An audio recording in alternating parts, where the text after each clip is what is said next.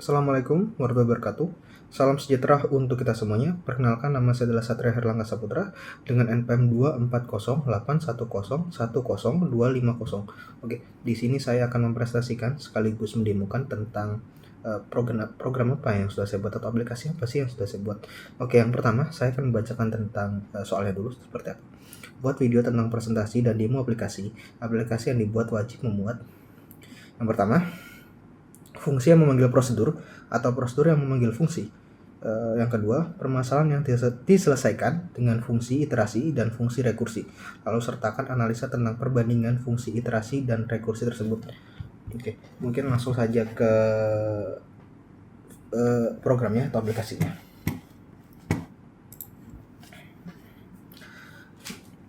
Oke.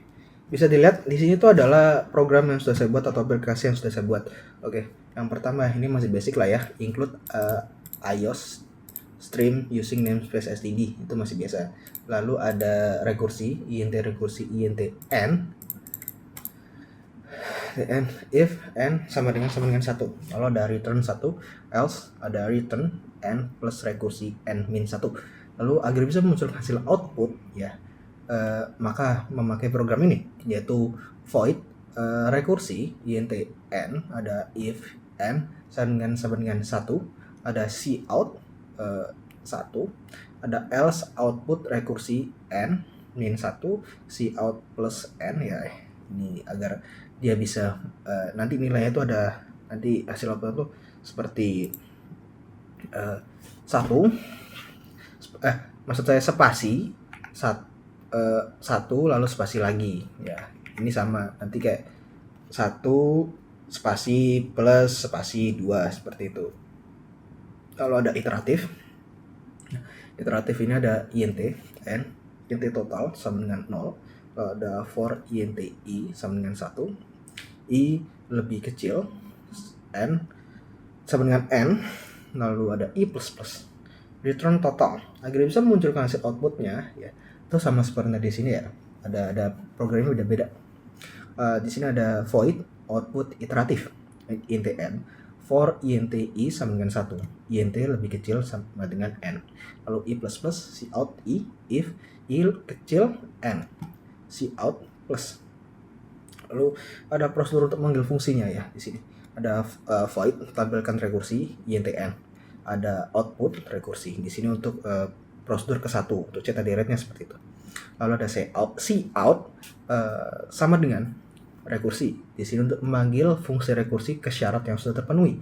Lalu ada prosedur yang memanggil fungsi, di sini saya memakai maksud saya fungsi yang memanggil prosedur. Di sini saya memakai iteratif ya. Iteratif saya namakan iteratif dengan cetak. Int n ada output iteratif di sini untuk memanggil prosedur ke dalam fungsi ke syarat yang sudah terpenuhi. Lalu ada return iteratif untuk mengembalikan hasil. Lalu kita masuk ke program utama dari program sudah saya buat ini, yaitu int min, ada int n ya. Kenapa saya pakai n? Karena saya mau mengkodekan tuh awalnya n, karena judul dari program saya tuh menjumlahkan dari 1 sampai ke n. Lalu ada cout, masukkan nilai n sama dengan titik 2, ada if cin n atau n lebih kecil dari 1, jadi dia hanya bisa 1, 2, 3, 4, 5 ya, dan seterusnya. Lalu ada cout input tidak valid, jadi kalau lebih kecil dari 1 maka dia akan menghasilkan output input tidak valid, n harus bilangan bulat begitu. Pokoknya harus bilangan bulat lah agar program itu bisa dieksekusi dengan baik. Jika di luar itu maka input akan menghasilkan input tidak valid, n harus bilangan bulat. Lalu ada return 0. Oke, di sini langsung aja cout rekursi ya. Tampilkan rekursi n dari sini untuk prosedur untuk memanggil fungsi itu seperti itu nanti. Lalu ada cout iteratif ya, ada cout itu flush, lalu ada int hasil iter ya, iteratif lah ya, saya singkat saja biar cepat. Lalu ada iteratif dengan cetak n, jadi ini untuk fungsi untuk memanggil prosedurnya itu di situ. lalu ada cout ya, lebih kecil lebih sama dengan hasil iter sama dengan n gitu. Lalu untuk return 0 ya samalah ini. Oke. Di sini saya akan langsung run saja ya. Oke. Sini saya akan memasukkan nilai. Yang pertama saya akan mencoba debugging dulu. Jadi coba saya selain bilangan bulat misalnya a ya jadi tidak valid. Lalu saya akan mencoba 1 tapi saya pakai S dan bisa tereksekusi tapi tidak terlalu sempurna bagi saya. Saya kasih contoh aja ya. 5S apakah bisa dia bisa tereksekusi dengan baik ya. Oke, karena awalnya itu S, tapi jika kita pakai S pertama B1 maka dia tidak akan tereksekusi dengan baik. Jadi yang awalnya dipakai itu yang huruf pertamanya aja begitu.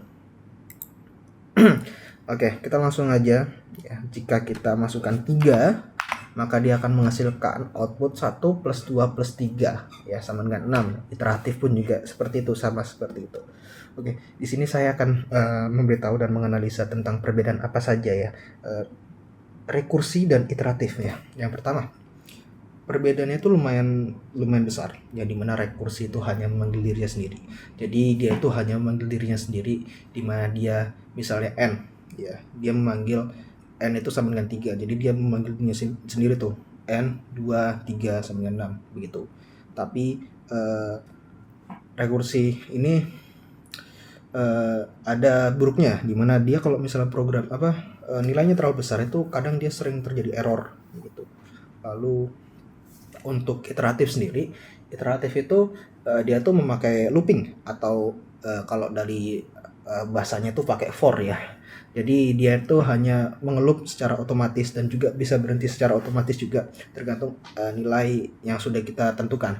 Misalnya nilainya 3, maka dia akan melooping terus sampai 3 kali ya, sehingga menghasilkan 6 di sini bisa dilihat sini. Oke, dan dia itu lebih ringan ya. Jadi dia kalau misalnya bilangannya besar itu dia tidak terjadi error begitu, karena dia lebih ringan gitu.